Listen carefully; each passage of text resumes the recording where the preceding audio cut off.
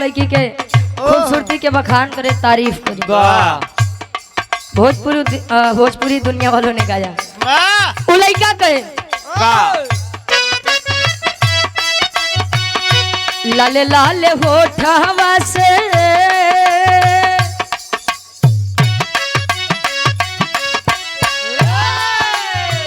लाले लाले होठवा से छुएला ललैया हो की रस छुएला, हो की रस छुएला, जैसे अमावा के मोजरा से रस छुएला, हो की रस छुएला, जैसे अमावा के मोजरा से रस छुएला, हो की रस छुएला, जैसे अमावा के मोजरा से रस छुएला, हो की रस छुएला।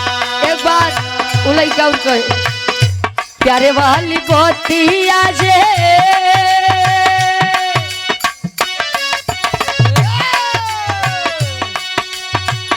प्यारे वाली बोतिया जे बोले लू करे जा, हो करे जा छुएला, हो करे जा छुएला, तोहर मीठी मीठी बोलिया करे जा छुएला, हो करे जा छुएला, तोहर मीठी मीठी बोलिया करे जा छुएला, हो करे जा छुएला, तोहर मीठे मीठे बोलिया करे जा छुएला, हो करे जा छुएला।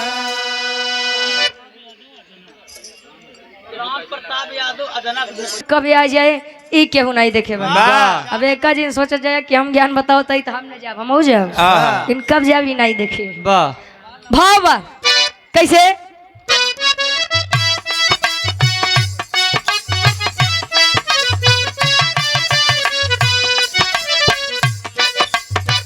स्वार्थ के संगी सब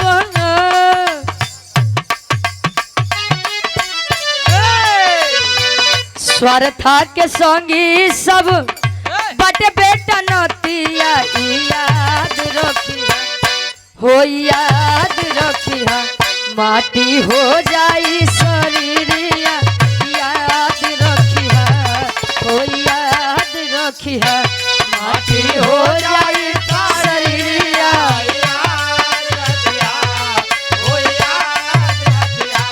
माटी हो जाई शरीरिया याद रखिया, हो याद रखिया, माटी हो जाई शरीरिया याद रखिया। मटिए के दे भाई मटिए में मिल जाई। बाबा जीवन का दो ही आकार सत्य है, पहला जन्म और दूसरा जन्म के बाद मृत्यु।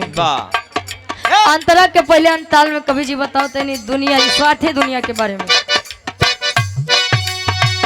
जियाला पदेला नहीं एक लोट पनिया, जियाला पदेला नहीं एक लोट पानिया, जियाला पे देला नहीं एक लोट पानिया,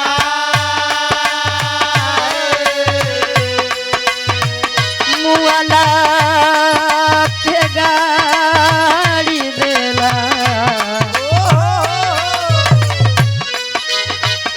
मुआला पे गाड़ी देला, गज भरी जमीनिया, मुआला पे देला गज भर जमीनिया, मुआला पे गाड़ी देला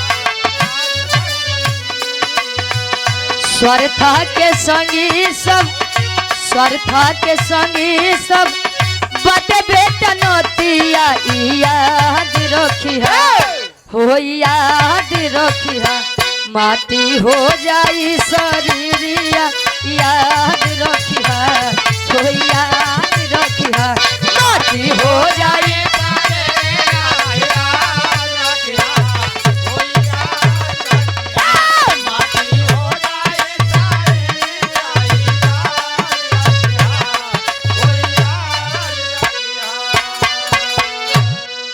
जिया नहीं एक लोटा पनिया।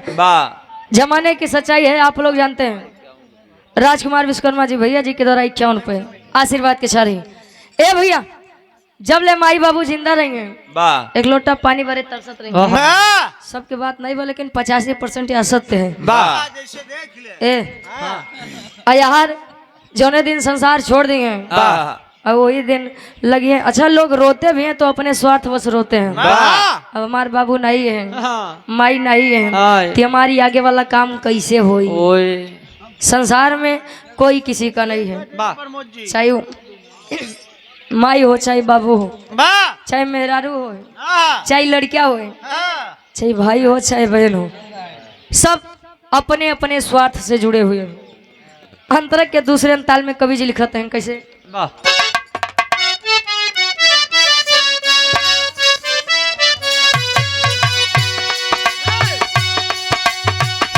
खाला कमाला यो बोला बोतियाला खाला कमाला योरी बोला बातिया खाला कमाला यौरे बोला बातिया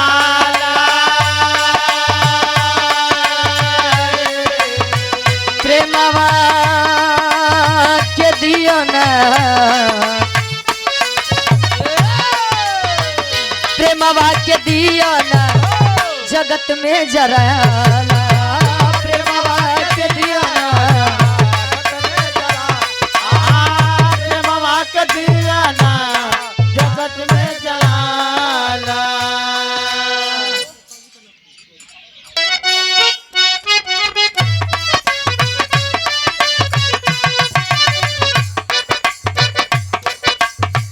झूठी कोठी बंगला बाटे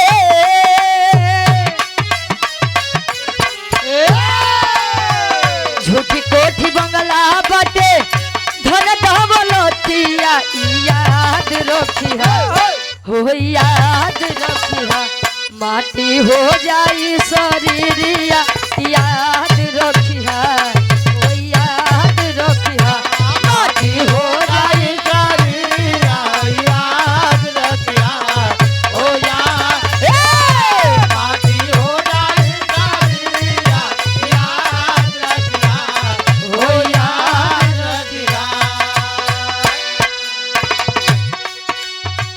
खाला कमाला योरी बोला बतियाला प्रेमवा के दिया जगत में जराला।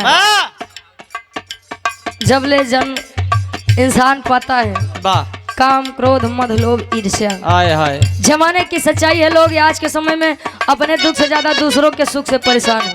वाह कैसे बढ़िया से एक टाइम खाए पी लेत बा बढ़िया से कपड़ा पहन लेत बा। स्वार्थी समाज है।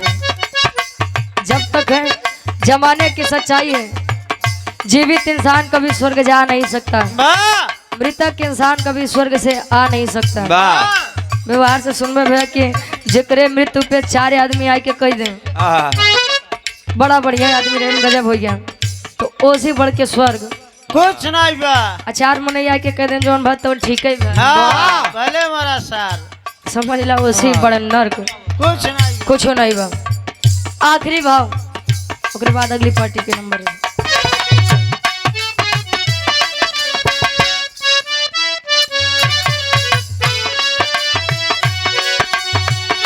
गुरु बिहारी गुरु रेशम लाल हो गोरो बिहारी गुरगाड़े राम लाल गोरो बिहारी गुरगाड़े राम लाल चंद्रिका राम दे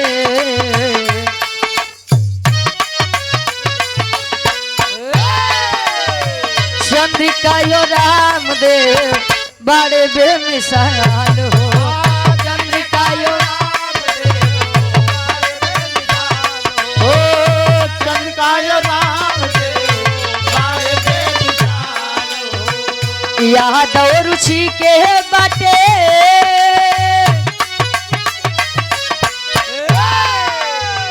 अरे तया दो रुचि के बाटे गीत गवनैया याद रखिहा हो याद रखिहा तमाटी हो जाई शरीरिया याद रखिया हो याद